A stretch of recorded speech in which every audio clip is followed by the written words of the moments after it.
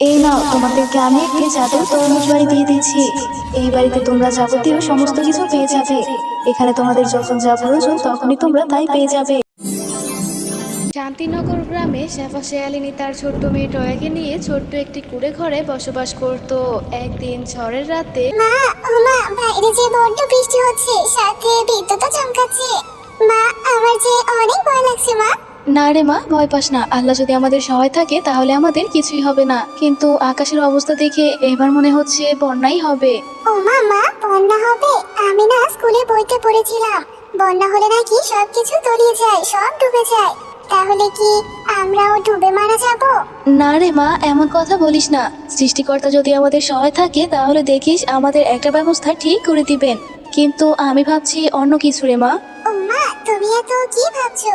আমি ভাবছি এভাবে যদি ক্রমশ বৃষ্টি বেড়েই চলে তাহলে তো আমাদের তরমুজের জমির সব তরমুজ পানি দিয়ে নষ্ট হয়ে যাবে। আর এত বৃষ্টি হলে তো পানিতে পুরো জমি ডুবে যাবে। মা, তাহলে কাল সকালে যে তরমুজের জমি থেকে সমস্ত তরমুজ তুলে আনবে, কেমন? আচ্ছা ঠিক আছে, সে সকাল হলেই দেখা যাবে। এখন তুই এত কথা না বলে একটু ঘুমিয়ে নে তো দেখি।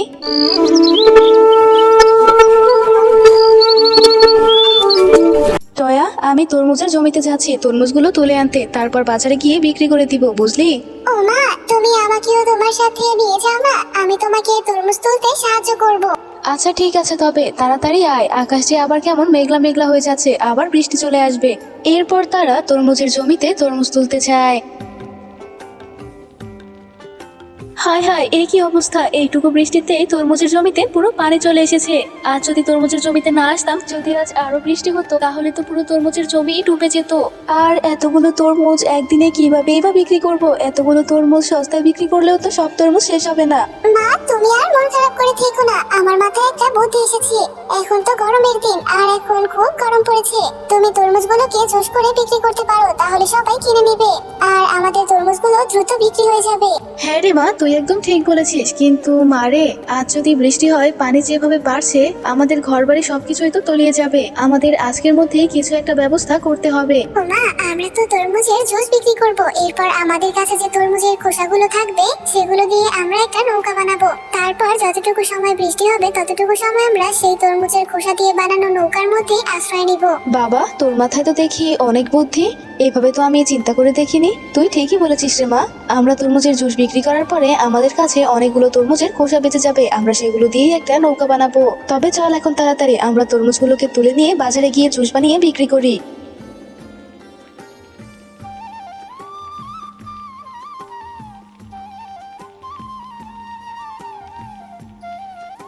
টয়া, তুই তাহলে এখন তাড়াতাড়ি বাড়িতে চলে যা, গিয়ে সবকিছুর ব্যবস্থা করে ফেল। আমি এই তরমুজগুলোকে নিয়ে বাজারে গিয়ে জুস করে বিক্রি করে খুব তাড়াতাড়ি তরমুজের খোসাগুলো নিয়ে ফিরে আসবো। তুই ততক্ষণে বাড়িতে গিয়ে সব ব্যবস্থা করে রাখ।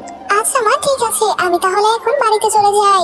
এরপর শেফা শিয়ালিনী সব তরমুজগুলোকে বাজারে নিয়ে গিয়ে বিক্রি করে, আর ক্রেতারা সেই তরমুজের জুসগুলো কিনে মজা করে খায়।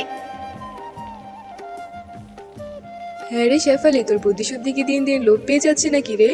এত ভালো ভালো তরমুজ, তাও আবার এত সস্তায় বিক্রি করছিস, সাথে আবার জুস করে বিক্রি করছিস, তাও আবার এত সস্তায়। কিছুই তো মাথায় আসছে না রে শেফালি। আসলে বাঘিনী ভাবি, আমার তরমুজের জমিতে এতটুকু বৃষ্টিতেই অনেকটা পানি জমে গেছে। এবার যে বন্যা হবে সেই বন্যায় তো আমার পুরো তরমুজের জমি তলিয়ে যাবে। তাই সস্তায় সব তরমুজগুলো এখনই বিক্রি করে দিচ্ছি, এতে আমার অত লসও হবে না। ও, এই ব্যাপার। তা জুস করে বিক্রি করার কি আছে? আজ তো তরমুজ বিক্রি করলেই তো হয়ে যায়। আসলে বাঘিনী ভাবি, তরমুজ তো অনেকগুলো, এতগুলো তরমুজ কি আর একদিনে বিক্রি করা সম্ভব? আমি চাচ্ছি সব তরমুজগুলো একদিনে বিক্রি হয়ে যাক, আর তরমুজের সব খোসাগুলো আমার কাছে থেকে যাক। কি সব বলছিস রে শেফালি? হাসালি রে। তরমুজও বিক্রি করবি, আবার তরমুজের খোসাও কিনে রেখে দিবি? আমার মাথায় তো কিছুই ঢুকছে না রে। হ্যাঁ বাঘিনী ভাবি, আমি যদি তরমুজগুলো জুস করে বিক্রি করি তাহলে আমার কাছে তরমুজের সব খোসাগুলো থেকে যাবে। আমি সেই তরমুজের খোসাগুলো দিয়ে একটি নৌকা বানাবো। যদি বন্যা হয় তাহলে তো পানি দিয়ে সব ডুবে যাবে। এমনিতেই স্রোতের পানি শুধু বেড়েই চলেছে, পুরো গ্রামই ডুবে যাবে। থাকার জন্য তো কোনো নিরাপদ আশ্রয়ও করিনি। তাই ভাবলাম যদি একটা নৌকা বানাই তাহলে সেখানেই আশ্রয় নিতে পারবো। বন্যা? এদিনে আবার বন্যা হবে? তোদের মতো গরিবদের মাথায় কখন যে কি চেপে বসে বুঝি না বাপু, চাইছে তাই করতো।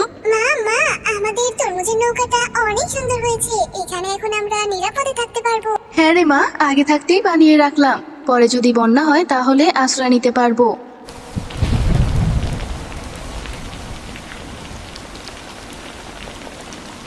ও মা, মা, বাইরে কত ঝড় হচ্ছে আর কত বৃষ্টি হচ্ছে, বন্যায় আমাদের ভাসিয়ে নিয়ে যাবে না তো? না রে মা পিঙ্কি, তুই তো ভয় পাস না তো। আরে আরে, শেফালি তো ঠিকই বলেছিল, এই বৃষ্টি তো কমার নামই নিচ্ছে না, তাহলে কি বন্যা হবে? যাই হোক বাবু, আমার একটা ব্যবস্থা করতেই হবে। ওই শেফালি না বলেছিল তরমুজের খোসা দিয়ে একটা নৌকা বানাবে? যাই তো, আমি গিয়ে ওদের নৌকাটা নিয়ে আসি, নয়তো আমার তো ডুবে মরতে হবে। আরে একদম হাঁটু পর্যন্ত পানি হয়ে গেছে, আর একটু পরে তো মাথায় ছুঁয়ে যাবে। আরে আরে, ওই তো দেখছি শেফা শিয়ালিনীর বানানো সেই নৌকা। আমি এখনই ওই নৌকাটাকে নিয়ে চলে যাবো এখান থেকে। শেফা শিয়ালিনী আর ওর মেয়ে মনে হয় এখনো নাক ডেকে ঘুমাচ্ছে, ওরা ডুবে মরে যাক তো, তাতে আমার কি আসে যায়। এরপর দুষ্টু বাঘিনী শেফা শিয়ালিনীর বানানো সেই নৌকাটা চুরি করে নিয়ে যায়। মা, বন্যার পানি যে আরো উপরে উঠে যাচ্ছে, যদি পুরো ঘর ডুবে যায় তখন আমরা কোথায় যাব মা? আর অন্যদিকে আমাদের নৌকাটাও মনে হয় বন্যার পানিতে কোথাও ভেসে গেছে। আমাদের তো আর কোনো নিরাপদ আশ্রয় রইলো না মা, আমরা এখন কি করব? হ্যাঁ রে মা, তাই তো দেখতে পাচ্ছি, কিন্তু নৌকাটা তো আমি অনেক শক্ত করেই বেঁধে রেখেছিলাম, ভেসে যাওয়ার তো কথা না। হয়তো আমাদের কোনো প্রতিবেশী নৌকাটা নিয়ে চলে গেছে। আর তুই ভয় পাস না রে মা, দেখিস সৃষ্টিকর্তা আমাদের জন্য ঠিক একটা ব্যবস্থা করে দিবে। আরে আরে, ওই তো আমাদের দিকে দেখি একটা নৌকা ভেসে আসছে। হ্যাঁ মা, তুমি সত্যিই বলেছো, সৃষ্টিকর্তা আমাদের জন্য একটা ব্যবস্থা করেই দিয়েছে। হ্যাঁ রে টয়া, তাই তো দেখতে পাচ্ছি। চল তাহলে আমরা এখন আপাতত এই নৌকাটাই আশ্রয় নেই, এরপর আমরা নৌকাটাকে ভাসিয়ে দেই যদি কোনো শুকনো স্থানের খোঁজ পাই।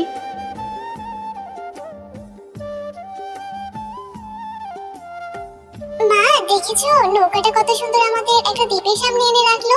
দ্বীপটা কত সুন্দর, এত সুন্দর দ্বীপ আমি কখনো দেখিনি। হ্যাঁ রে মা, এই দ্বীপটা অনেক সুন্দর, আমরা আপাতত এই দ্বীপেই এখন আশ্রয় নিব। এই দ্বীপটা আমাদের জন্য সুরক্ষিত। দুষ্টু তান্ত্রিক, তুই যাই করিস না কেন, আমি আমার জাদুর কাঠি তোকে কখনোই দিব না। তুই যদি তোর জাদুর কাঠি আমাকে না দিস তাহলে আমিও তোকে বাঁচিয়ে রাখবো না, এবার মর তুই। তুই যা করার করে নে, আমি তোকে আমার জাদুর কাঠি কখনোই দিব না। মা, ওই দেখো ওই পরীটাকে ওই তান্ত্রিক কিভাবে বেঁধে রেখেছে, আমাদের পরীটাকে বাঁচাতে হবে মা। হ্যাঁ রে মা, তাই তো দেখছি, তুই এখানেই দাঁড়া, আমি কিছু একটা করছি। এরপর শেফা শিয়ালিনী সেই পরীটির কাছে গিয়ে চলে গেলাম রে, চলে গেলাম, পুড়ে গেলাম রে, পুড়ে গেলাম। বাঁচাও বাঁচাও বাঁচাও। তোমাদের অনেক অনেক ধন্যবাদ, তোমরা আমার জীবন বাঁচালে, কিন্তু এই নির্জন জঙ্গলে তোমরা কিভাবে এলে? এরপর শেফা শিয়ালিনী তার সাথে ঘটে যাওয়া সমস্ত ঘটনা পরীকে খুলে বলে। ও তাহলে এই ব্যাপার, তোমাদের কথা শুনে আমার অনেক খারাপ লাগছে। এই নাও, তোমাদেরকে আমি একটি জাদুর তরমুজ বাড়ি দিয়ে দিচ্ছি। এই বাড়িতে তোমরা যাবতীয় সমস্ত কিছু পেয়ে যাবে। এখানে তোমাদের যখন যা প্রয়োজন তখনই তোমরা তাই পেয়ে যাবে, তোমাদের আর কোনো অভাব থাকবে না।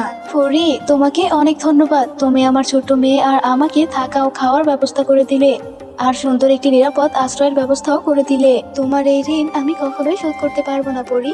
তোমাদেরকেও অনেক ধন্যবাদ, তোমাদের জন্য আমি আমার জীবন ফিরে পেয়েছি। তোমরা যদি সময় মতো না আসতে তাহলে যে আজ কি হতো।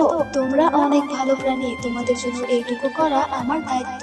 তোমরা ভালো থেকো, তাহলে আজ আমি আসি। ঠিক আছে পরি, তুমিও ভালো থেকো, বিদায়।